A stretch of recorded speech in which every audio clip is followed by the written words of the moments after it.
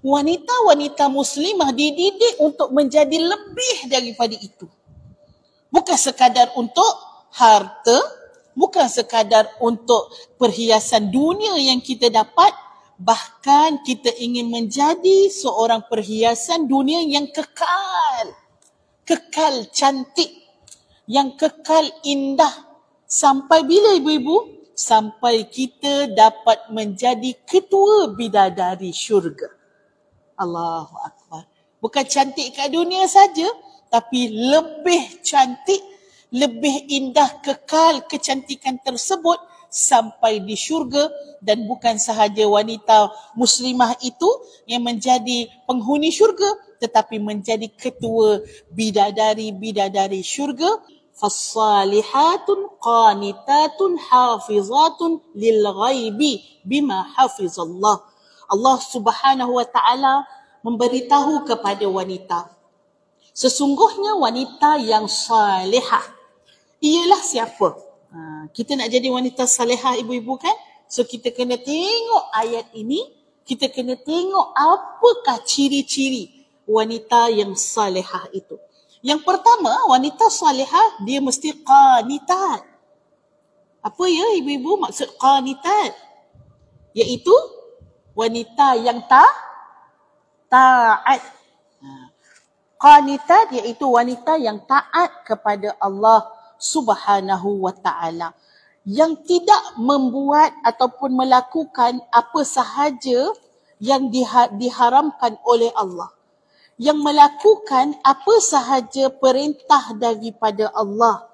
Inilah yang dinamakan sebagai qanitat, iaitu orang yang salat, orang yang puasa, wanita yang menutup aurat, wanita yang menunaikan hak-hak Allah Subhanahu wa taala. Tidak pernah dia melakukan sesuatu yang bercanggah dengan perintah Allah Subhanahu wa taala. Dialah seorang yang sami'na wa ata'na. Dia akan mengatakan kami dengar dan kami taat. Itulah dia wanita-wanita yang salihah, wanita-wanita yang qanitat, yang tidak pernah meletakkan uzur di dalam diri mereka tatkala mereka diperintahkan untuk melakukan sesuatu. Ayat ini pada surah apa ibu-ibu? Surah An-Nisa ayat 34. Okey, surah An-Nisa ayat 34. Baik, yang pertama cirinya ialah fasalihatu qanitatun. Ya, dia taat, iaitu hubungan dia langsung dengan Allah dia buat. Apa yang Allah suruh dia buat, apa yang Allah larang dia tinggal. Dia tidak berzina, dia tidak mengambil rasuah, dia tidak memakan harta orang lain dengan batil. Yang ni wanita dari sudut diri dia, ibadah dia, muamalah dia, semuanya cun, cantik. Ini adalah yang pertama. Kalau orang itu baik, contoh ada wanita yang hebat dari sudut apa? Kerjaya dia. Ada wanita yang hebat dari sudut dia menjaga ahli keluarga dia. Penuh dengan kesantunan, committed, penuh dengan memang cemerlang lah dia menjaga ahli keluarga. Tapi satu je masalah dia. Dia tak solat. Wanita ni wanita hebat tak ibu-ibu? Tak mampu, akan gugur segala kebaikan dia kalau dia tak taat pada Allah. Ini wanita yang sangat-sangat rugi. Sebab kita boleh tengok ada wanita-wanita di luar sana, Masya Allah. Kita tengok dia sudut kerjaya, memang bagus, dia survive, dia cari, berjuang untuk keluarga dia, dia cari nafkah dan dia juga jaga anak-anak dia, dia buat pendidikan begini-begini sampai anak dia dapat belajar terbaik. Tapi satu masalahnya, dia tidak taat pada Allah. Solatnya ataupun menutup auratnya, dia tak pakai tudung. Wanita ini tidak boleh menjadi suatu ukuran, saya walaupun macam ni hati saya baik tau. Tak boleh. Walaupun saya macam ni, saya ni solat. Ya, solat betul, tapi menutup aurat itu adalah gambaran wanita salihah. Beza dengan lelaki. Lelaki kalau dia pakai seluar panjang, dia pakai baju t-shirt, kita tak boleh kata lagi mungkin dia ni tak soleh kot. Mungkin dia soleh. Sebab apa? Dia dah tutup aurat kan.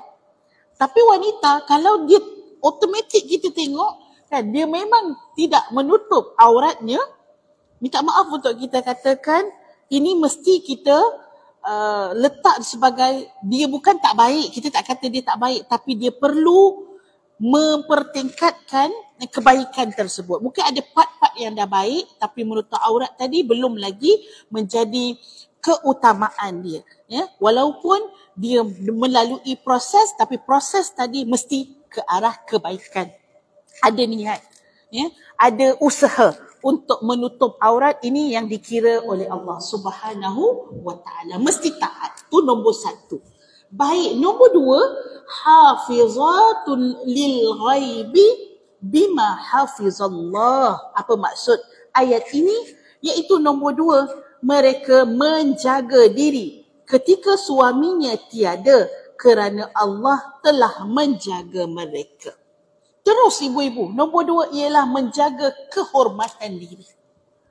Maksud kalau kita nak tengok daripada ayat ini, dua ciri. Itu sajalah. Lepas tu ada pula terus masuk kepada ayat, dia ayat yang sama, wallati takhafuna nushuzahunna fa'idhuhunna wahjuruhunna fil madaji'.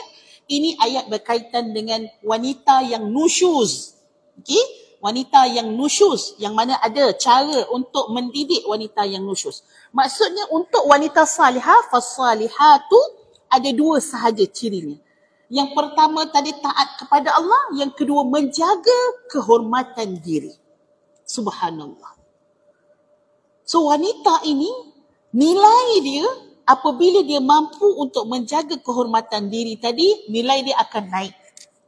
Kehebatan dia akan terselah. Tapi kalau wanita tadi tidak mampu untuk menjaga kehormatan diri, sewaktu suami ada, ataupun apatah lagi di belakang suami dia. Sebab dalam ayat ini, hafizatun lil ghaibi. Lil ghaibi maksudnya waktu suami tidak ada. Kalau depan suami dia pun, dia boleh buat khianat. Bayangkan ibu-ibu, depan suami dia pun, dia berpeluk dengan lelaki orang. Kalau belakang, tidur gambarnya ya. Maksudnya lebih teruk lah ibu-ibu.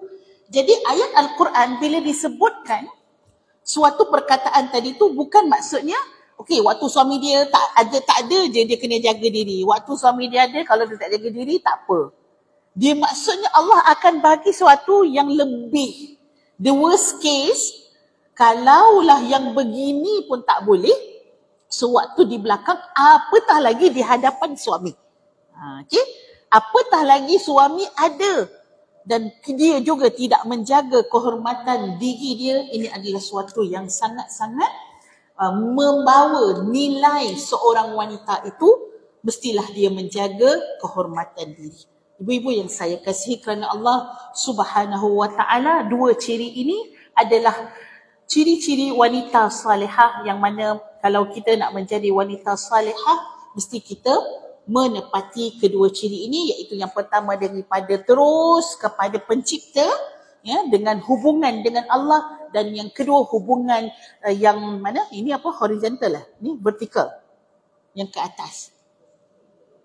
Vertikal ni vertikal dengan Allah dan horizontal dengan manusia. Dan dengan manusia ni yang paling penting, paling dekat dengan suami lah. Ya. Begitu juga kalau yang belum berkahwin. Kalau yang belum berkahwin, dia kena juga menjaga kehormatan diri. Kalau dia tak menjaga kehormatan diri, maka sebenarnya dia tak ada nilai dah. Ya, sebab tu orang tua-tua dulu pesan pada anak-anak, kan, kau jaga air muka aku ni. Betul tak? Jaga air muka aku ni. Allahu Akbar.